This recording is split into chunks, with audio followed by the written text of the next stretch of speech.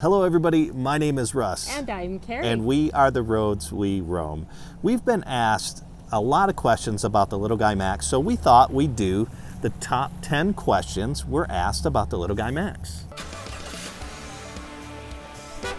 Along these roads we roam, we find adventure through traveling, camping, boondocking, and exploring. Now we're breaking up into two parts. So 5 of the questions were from the viewpoint of people that are still in the buying phase or thinking of considering buying a Little Guy Max. And then the last 5 questions are questions from people that are new owners and trying to get to know the rig. These are the questions that were most often asked to us over the last, 7 or 8 months. Yep.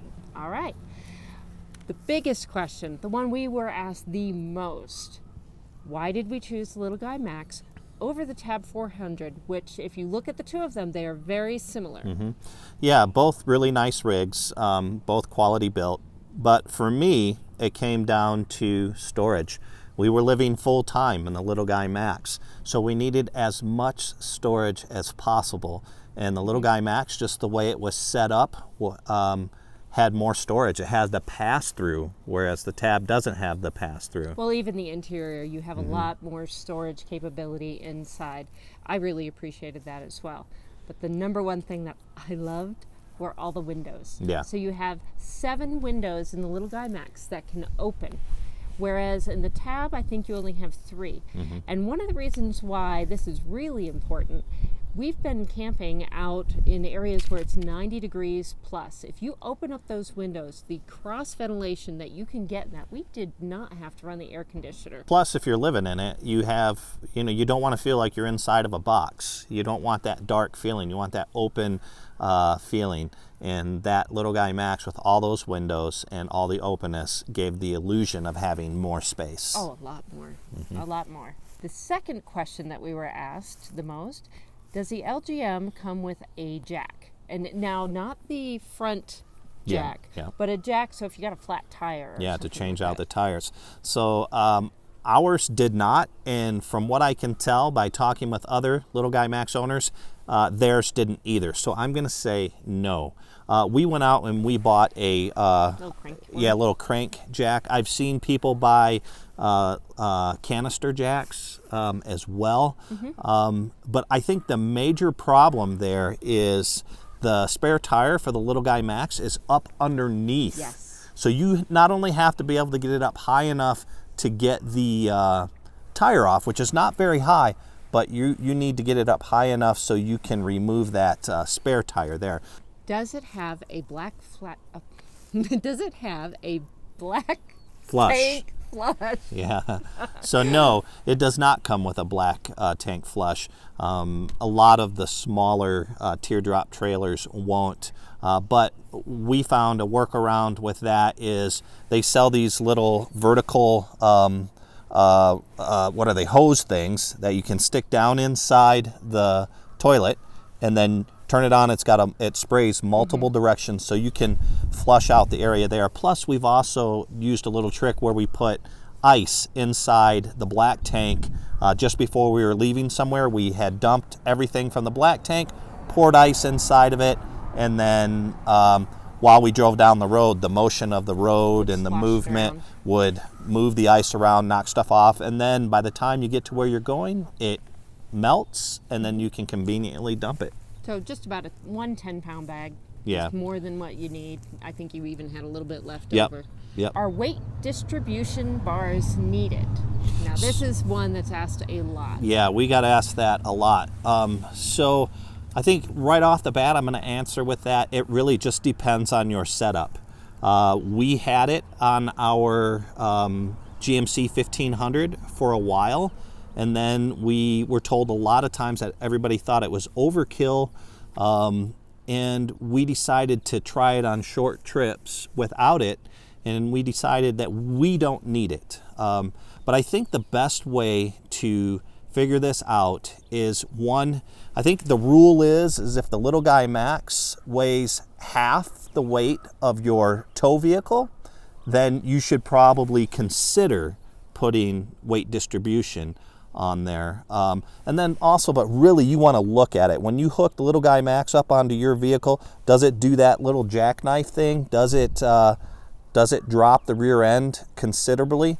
When we put ours on our truck, it didn't. And really, we had an issue from the weight distribution, or that we had during the weight distribution that we didn't have once we put the weight distribution on. You want to tell them about that? So for the first 3 months that we had it and we were driving around with it, we had to continually have our tires rebalanced. When we decided to take the weight distribution hitches off, we didn't have that issue anymore. Now, we consulted with RV mechanics, our dealership, and several other people before we made this decision. So I think there's no hard and fast yes or no. It depends on your vehicle. Yeah. So you do need to do a little research. I wish we could just tell you flat out yes or no, but just depends on your vehicle. Yeah, bottom line. So another big one that we get asked a lot is, what would we change about the Little Guy Max? So right off the bat, the very first thing, and we did change this, was that Lippert Smart Jack. We had problems with that from the get-go. Sometimes it would work, sometimes it wouldn't work. Our problem was that the little membrane switch on top with the controls up, down, that got cracked. Water would get inside there, and we could not get it to work. So we just bought a manual jack. It's called the Ultimate Jack. We'll put a link below. And that, not only was it more reliable, but it was a lot quicker. It was faster. I noticed that when you had it. So if you do have the Lippert Jack, or you like having that Smart Jack, our suggestion is, before you even bring it home, order one of those protective covers to go over it, because that little plastic cover over where you press the buttons, if it's exposed to the elements in the sun like ours was, it will crack, and then it will leak, and then you will run into issues. So that's just something you want to be aware of. One of the interior changes that I wanted to make were to the cabinets. They kept on opening while we would travel. Now, you can bungee them, and that is something that we did do for quite a while, but then we wound up installing magnetic child locks. Yeah, the problem with the bungees is it pulls on the cupboard locks and handles and stuff, and it makes those loose. Plus, it just doesn't look good, and you're stopped a lot of times when you're out on the road to show people, and you've got the spider web of bungees all over the place. But the main reason why we stopped the bungee was because it made the handles loose, and it just took a lot of time to set up. Now, there's one last one that we really wanted to make, and it's more of just for looks from my viewpoint, but the plastic case that houses the propane and the battery. Yeah, that cowling up front, I agree. I think that was something that we really looked into. A couple of friends of ours have done it. It looks good, and it works well, too. It looks amazing when they redo it. So all three of those are something that you could fix very easily on your own. So you bought an LGM, congratulations. Now you have some questions, and here are some of the questions that we've been asked the most.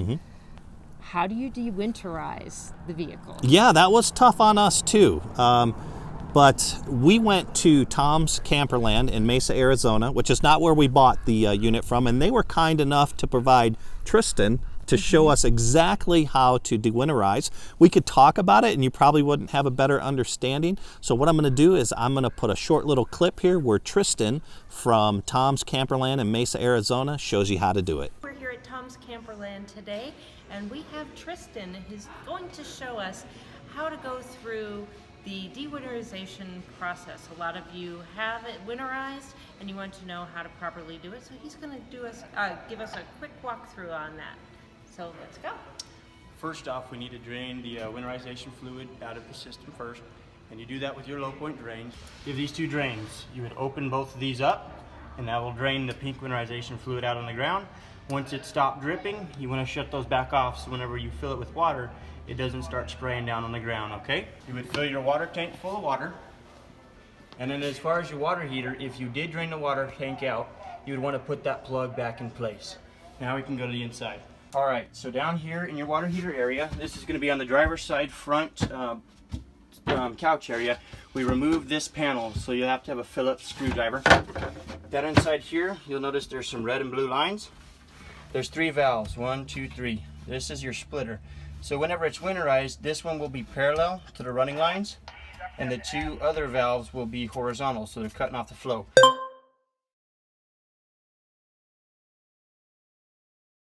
So we will reverse all of these. So your 2 lines that are going into the water heater, they'll be parallel, running into the tank, and then you'll cut this flow off. So that makes it run through the water heater and then into your hot water line.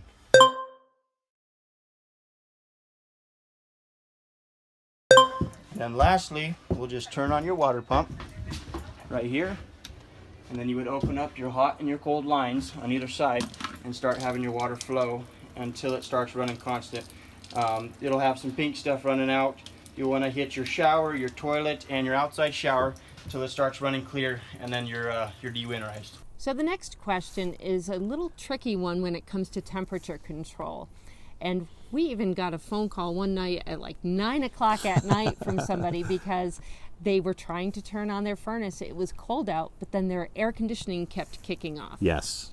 And part of that, it's a very, very simple fix. If you go to your thermostat control, just make sure it's set on auto. Because if you turn the fan on high or low, if you're running the AC and it gets down too cold, your furnace will kick on to bring it back up, and vice versa. Your furnace, if you have it set, the AC will keep kicking on. So set it on auto, and then it will only run the one that you want. Now, I know we're supposed to be camping and enjoying the outside when we're camping, but every now and then you get to an RV park and they have cable. And you want to watch cable TV. Yeah.